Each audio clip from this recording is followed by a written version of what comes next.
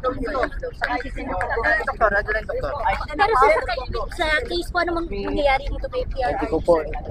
Hindi po ako legal team niya, may legal team lang po. Sen, pero yung sa doktor, ano pong special, ano po supposedly yung procedure? Ambulansya.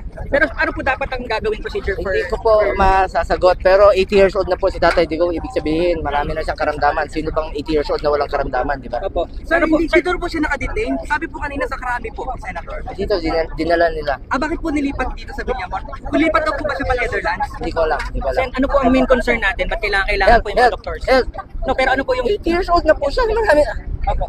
Kahit sino ba namang matanda, may karamdaman na po, 80 years old.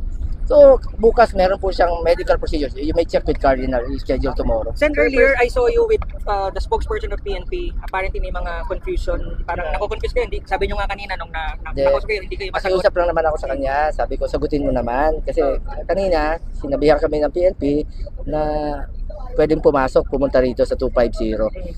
Alam niyo, 250 used to be known as the presidential air wing. Yan, ito po yung air wing noon na kung saan pag naglanding si former President Duterte, dyan po siya. Sumunod kami, tinanong ko siya. Sabi ko, ma'am, saan po pwedeng pumunta? Ay, kala ko spokesperson eh. So, you are supposed to answer. So, hindi naman niya sinagot. Ituturo siya. Okay lang. I respect you. Oh, sir. Balitaan ko lang kayo mamaya. Babalitaan ko kayo. Thank you, Senator. Thank you po. Kaya may ambulansya rito. Thank you, Senator. Para sa Hanggang anong oras kayo, Senator? antayin namin hanggang ma-check up po si Tatay Digong. Naalaala na may ginawa akong kasalanan. Marami akong ginawa na hindi nagustuhan ng iba. O maybe lahat. But I did it for my country. Walang kasalanan. If it means you have done something wrong, kasi kasalanan, masama man talaga. Wala akong naalaala na may ginawa akong kasalanan. Marami akong ginawa na hindi nagustuhan ng iba.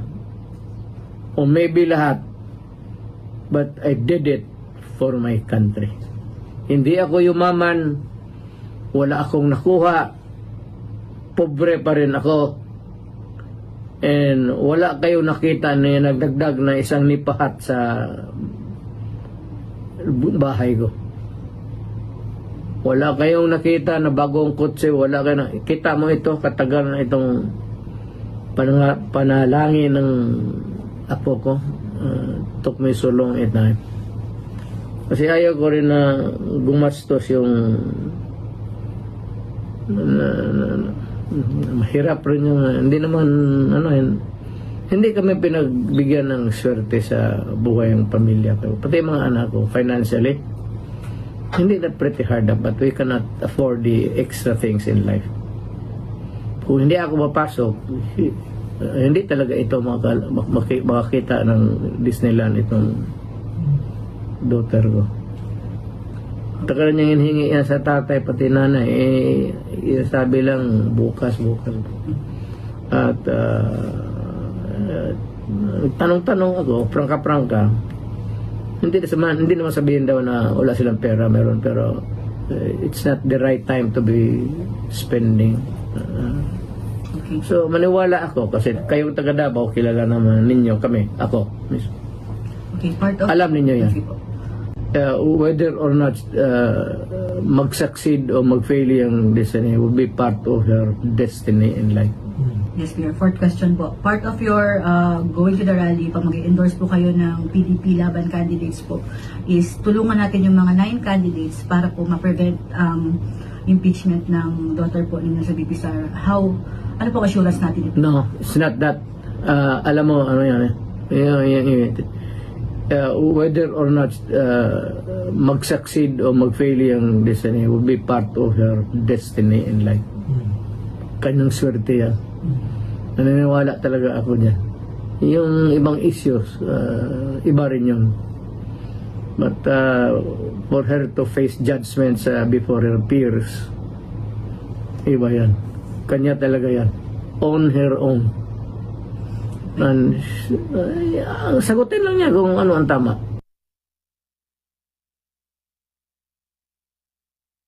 Even if you kill me now, totoo talaga, truly, it does not scare me a bit. Hindi naman ako magpasalamat, pero kaligaya ko na lang magpahinga na. Am I worth the toil of the police? At ako, presidente, noon may gagawin akong kalukuhan. If they want to arrest me, I will go to them.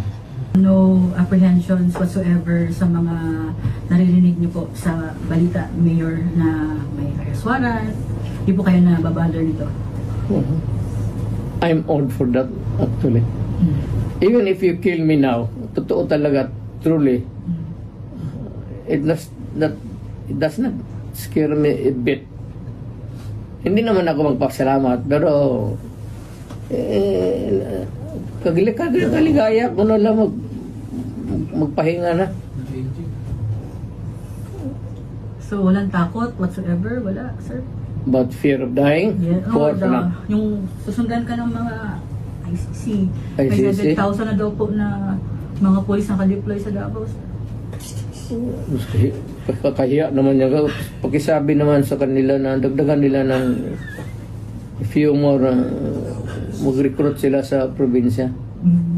Come to think of it, bakit gawin nila sa bayan ko at sa akin mismo? Am I worth the toil of the police? At ako, presidente, noon may gagawin akong kalukuhan. If they want to arrest me, I will go to them. Hindi na ako kailangan ng presidente ako, naging prosecutor ako. Ano ba nakain nila? All they have to do is to call me and say, come here that because there's a complaint against you. Or there's a valid summons or whatever from Congress or from the courts. Bakit mo pa dramahin sa akin yung gano'n? Matanong nga, sometimes ito nangyayari talaga. What would be the reason for marshalling 5,700? Bakit pagurin mo yung Pilipino? Na isa lang man ang kailangan ko na baski isang patrolman dyan sa airport magabang. Hindi ako yung maglaro ng patago-tago diyan. Naging presidente ako. So sinong taguan ko? Police? Army? Sino? ICC? Tagal ko na naghintay niyan. Vice Mayor pa ako, ICC. Ngayon, CCI na yan. Pabaliktad. Hindi ko kayo hinahamon, pero you have been doing it, fucking on it for a long time. Can you just please try once more? This time with yung action and candor. So makita tayo. Crimes against humanity man kaya. Pati yung hindi ninyo nasali na pinatay ni Hitler, idagdag mo na sa akin. Yung nakalimutan ninyo na listahan ko. Or the unsolved massacres around the world. Charge it on me because isang impierno lang ito. Walang ano man to.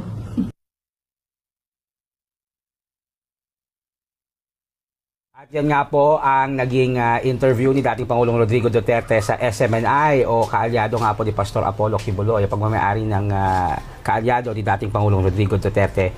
Yan po ang mga naging pahayag. Itinanggi po ni dating Pangulong Duterte na siya ay may ginawang mali sa interview po na yan. Nangyari po yan bago po siya lumipad dito pabalik sa Pilipinas galing sa Hong Kong.